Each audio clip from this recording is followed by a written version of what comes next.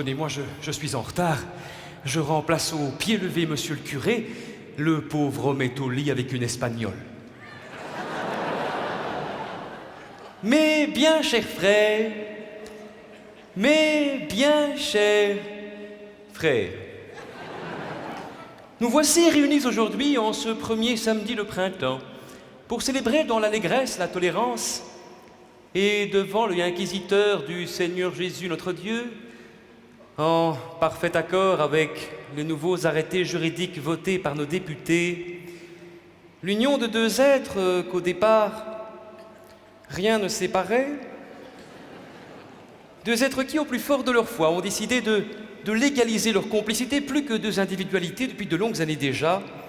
Merci de convoler en juste noces devant vos amis, Raymond et Jean-François.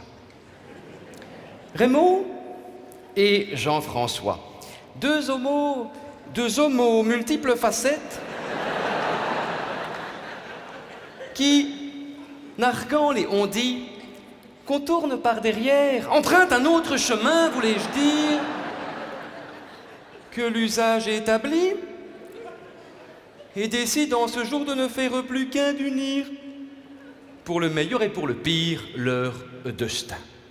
Raymond et Jean-François, merci de tourner le dos à ces préjugés douteux et permettez qu'on vous fasse, qu'on vous confesse le droit de vous lier l'un à l'autre au pieu.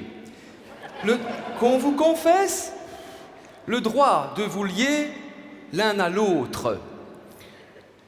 Ô pieux chrétiens, ô pieux chrétiens, solennellement.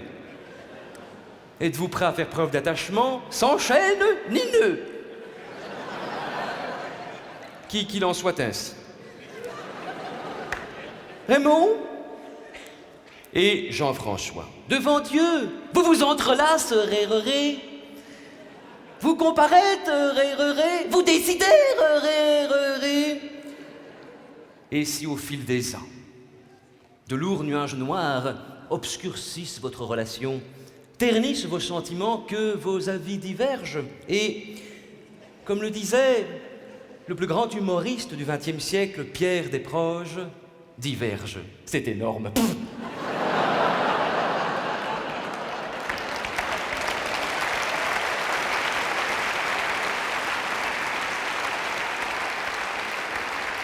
Gloire à toi, Pierre Desproges, ton humour, ton écriture, tes initiales.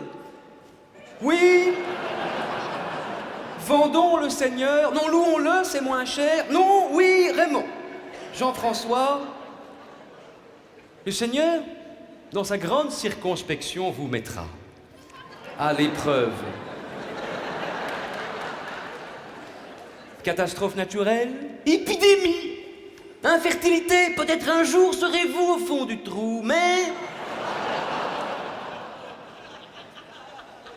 il vous guidera vers la lumière et en suivant sa voie, vous jouirez à nouveau des petits bonheurs simples et désuets qui font le charme des activités de groupe. Psalmodions, maintenant, tous ensemble.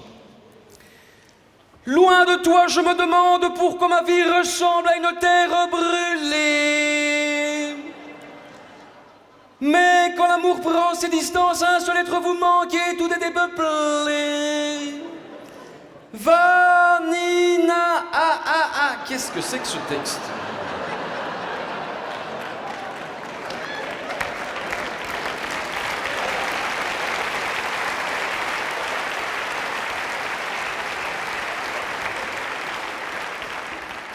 Raymond, Jean-François, sachez que pour que l'égalité des sexes soit parfaite, le diocèse prendra des mesures.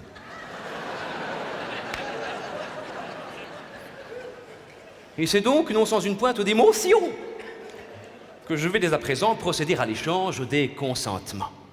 Cette cérémonie anale de l'anneau est le moment clé. C'est votre tante, je crois, qui, jalousement, garde par devers elle vos alliances forgées. Madame Serge, Raymond, désirez-vous sur cet autel prendre Jean-François? Comme épouse, comme époux. Le désirez-vous? Eh ben dites-le, nom de Dieu! Pardon. Oui, il a dit oui, veuillez dans ce cas, Jean-Raymond, François Marron, veuillez lui enfiler la preuve irréfutable de la solé... Ben bien sûr, l'anneau.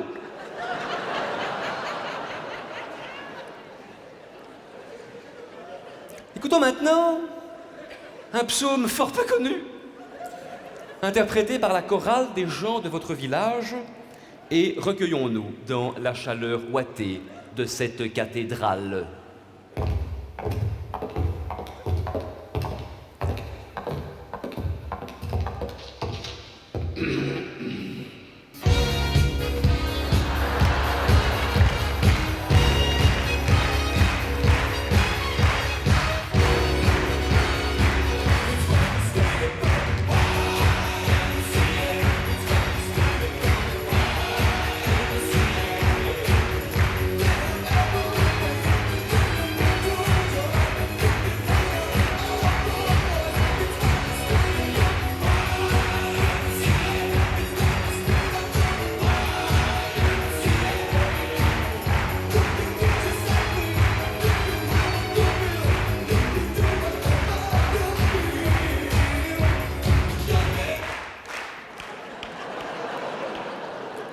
Ressois et Jean Framont, Montsoiron, Soissons.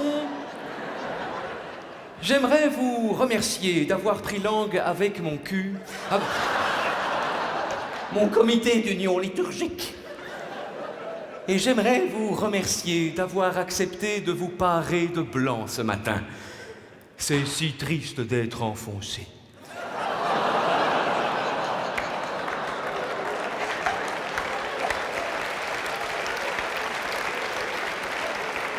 Bonne lune de miel, vous partez en Grèce, je crois, oui. À voile ou à vapeur? En bateau ou en train? Hein? En bateau, ah, quel beau choix. Viron de bord, Moussaillon, ils sont le grand phoque. Oui.